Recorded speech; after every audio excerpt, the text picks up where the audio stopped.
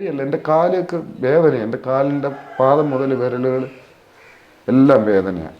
അതെനിക്ക് ഭയങ്കര വിഷമമാണ്.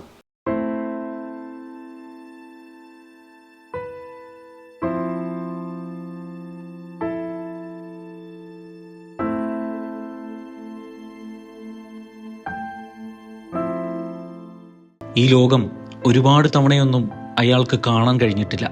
അയാളെ മരണത്തിന് വിട്ടുകൊടുക്കരുത്. അയാൾക്ക് 3 കുഞ്ഞുങ്ങളുണ്ട്. ജീവിച്ച് കൊതി തീർന്നിട്ടില്ല. ഒരു ദിവസം 5 ജീവനുകൾ വരെ നിഷാദ് രക്ഷിച്ചിട്ടുണ്ട്.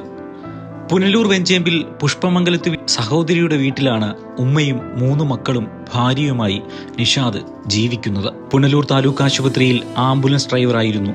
5ാമത്തെ അവസ്ഥയിലാണ് തനിക്ക് വൃക്കരോഗമാണെന്നറിയുന്നത്. അസുഖത്തെ കുറിച്ച് എനിക്കൊരു വേദനയുണ്ടായിരുന്നു. മരണത്തിനെ കുറിച്ചുള്ള ഭയമില്ല. ജനിച്ചവരിക്കാൻ വയ്യ. പക്ഷെ കുഞ്ഞുങ്ങളെ കുറിച്ച് ഒരിക്കലുമില്ല. ഒരുപാട് പേരുടെ മരണം ഞാൻ കണ്ടിട്ടുണ്ട്. എൻ്റെ കുഞ്ഞുങ്ങളാണ് ആ ഒറ്റ വേദന.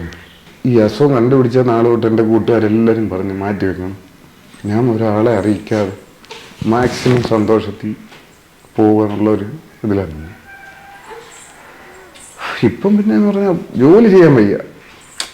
കൈനീട്ടി എന്നും തിന്നാൻ നമുക്ക് നോക്കില്ല. ജോലി ഒരാട്ടമെങ്കിലും ഓടാൻ പറ്റണം. എനിക്ക് ഏറ്റവും ഇതെന്ന് പറഞ്ഞാൽ ജോലി ചെയ്ത് മരിക്കുന്ന കാലം വരെ ഇവർക്ക് അധ്വാനിച്ച് കൊടുക്കണം. പക്ഷെ ഇപ്പം അത് പറ്റുന്നില്ല. ഒരു ജോലിക്ക് ഇറങ്ങിപ്പോകാൻ പറ്റുന്നില്ല. ഡയാലിസിസ് ചെയ്യാൻ കൂട്ടുപോകുന്നത് ഈ കുഞ്ഞുമക്കളാണ്. ഇതൊന്നും അറിയാതെ വാപ്പച്ചി എന്ന് വിളിച്ചിരിക്കുവാണ് ഇളയ മകൾ ഇറാന.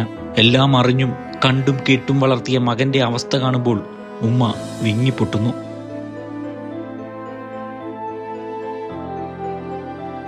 കുട്ടിക്ക് വയ്യാതായിട്ട് 5-6 വർഷമുണ്ട്.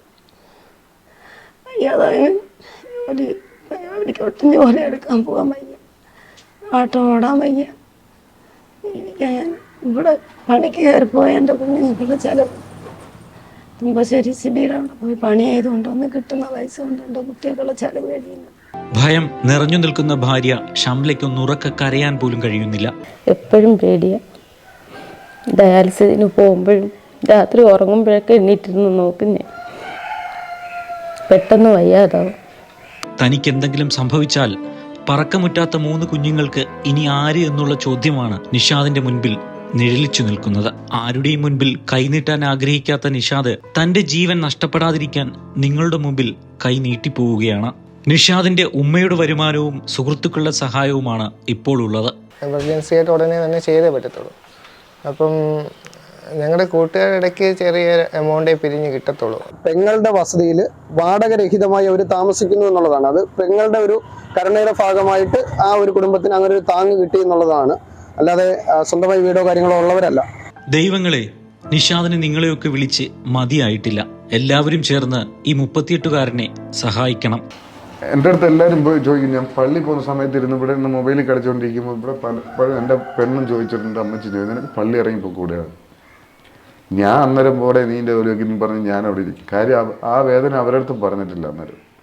ഇത് നമ്മുടെ ഉള്ളിൽ ഒതുക്കി. എനിക്ക് ഒരാൾ മരിച്ചാൽ പോയി മയ്യത്ത് നിസ്കരിക്കാൻ എനിക്ക് പറ്റാതായി. കാര്യം നിൽക്കാൻ പറ്റൂല. നിന്നാൽ നമ്മൾ വീണ് പോകുന്നൊരു അവസ്ഥ, അതൊരു പേടിയാണ്. ആ പേടിയല്ല, എൻ്റെ കാലൊക്കെ വേദനയാണ്. എൻ്റെ കാലിൻ്റെ പാദം മുതൽ വിരലുകൾ എല്ലാം വേദനയാണ്. അതെനിക്ക് ഭയങ്കര വിഷമമാണ്.